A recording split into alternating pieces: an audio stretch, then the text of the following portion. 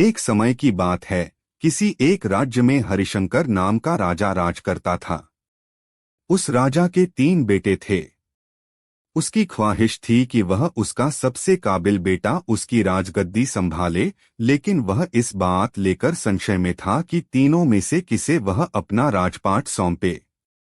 एक दिन राजा को एक तरकीब सूझी।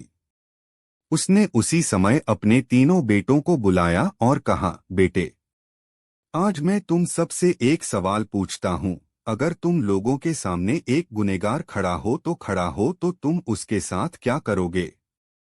इस पर राजा के पहले बेटे ने कहा, उस अपराधी को सजाए मौत दी जानी चाहिए।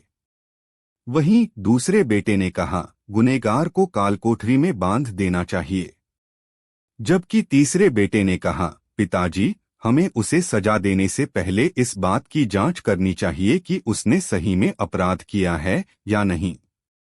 इस पर राजा के तीसरे बेटे ने सभी को एक कहानी सुनाई। एक राजा था जिसके पास एक बुद्धिमान तोता था।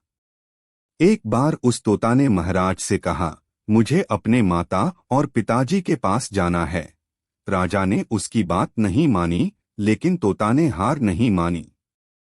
वह लगातार महाराज से जिद करने लगा कि मुझे माता पिता के पास जाने दें।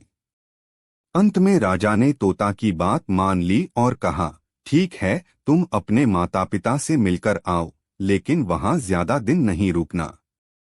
राजा ने तोता को केवल 5 दिन की अनुमति दी और कहा, तुम 5 दिन में अपने परिवार वालों से मिलकर लौट आना। इसके बाद तोता 5 दिन के लिए अपने माता पिता के पास चला गया। छठे दिन जब वह राजा के पास लौट रहा था तो उसने सोचा कि क्यों न वह महाराज के लिए कुछ उपहार ले लिया जाए। फिर वह पर्वत की ओर निकल पड़ा। दरअसल वह महाराज के लिए अमृत फल लेना चाहता था। वहां पहुंचते पहुंचते रात हो गई। तोता ने पर्वत पर पहुंचकर फल तो ले लिया, लेकिन रात हो जाने के कारण वह आगे नहीं बढ़ा और वहीं रुक गया। उस रात जब तोता सो रहा था तभी एक सांप वहां आया और उसने राजा के लिए गए अमृत फल को खाने लगा। सांप ने फल को खाया, इस कारण उस फल में जहर फैल गया था। हालांकि तोते को इस बात की भनक तक नहीं थी। अगली सुबह जब वह जगा तो फल लेकर महल की ओर चल पड़ा। जब वह महल पहुंचा तो खुशी खुशी सीधे राजा के पास गया और कहा, महाराज, मैं आपके लिए यह अमृत फल लेकर आया हूँ। आप इसे खाएंगे तो सदा के लिए अमर हो जाएंगे। यह सुनकर राजा काफी प्रसन्न हुए। उन्होंने तुरंत उस अमृत फल को खाने के लिए मांगा। इस पर एक मंत्री ने कहा, जरा रुकिए महाराज, आप इस फल को बिना जांच किए कैसे खा सकते हैं? एक बार यह देख तो लीजिए कि तोता द्वारा लाया गया यह अमृत फल सही है या नहीं। राजा उस मंत्री की बात से सहमत हुआ और कहा कि तुरंत इस फल को एक कुत्ते को खिलाया जाए।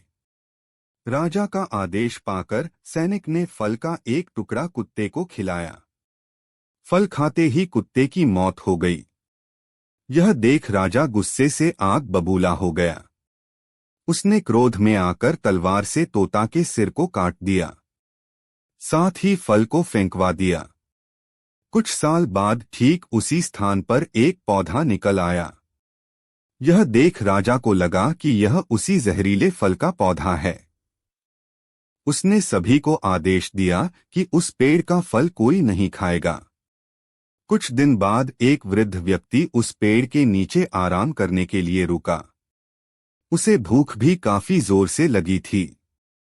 उसने उसी पेड़ से फल तोड़ा और खाने लगा। फल खाने के बाद वह बूढ़ा व्यक्ति एकदम से जवान हो गया। राज ने जब यह देखा तो वह आश्चर्यचकित रह गया।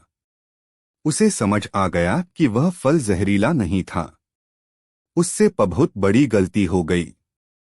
उसने बिना सच्चाई जाने तोता को मार दिया। इसे लेकर उसे काफी पछतावा भी हुआ।